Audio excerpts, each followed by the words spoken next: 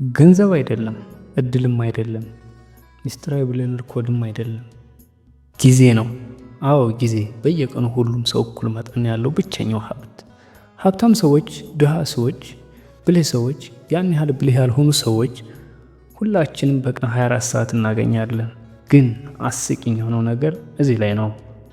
አንዳንድ ሰዎች 24 ሰዓታቸውን ሀብታም ለመሆን፣ ጤናማ ለመሆን፣ ብልህ ለመሆን፣ ጠንካራ ለመሆን ሲያሳልፉ፣ ሌሎች ደግሞ 24 ሰዓታቸውን በእሳት ማጥፊያ ኑድል እንዴት እንደሚሰራ ለመማር በቲክቶክ ላይ ያሳልፋሉ።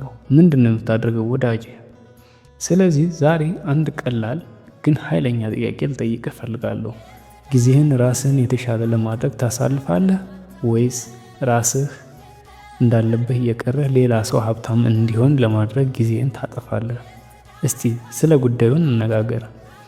ወጣት ሳለሁና በጣም ወጣት ሳለሁ ማለቴ ነው፣ ገንዘብም ግንኙነትም ጥሩ ውጤትም አልነበረኝም።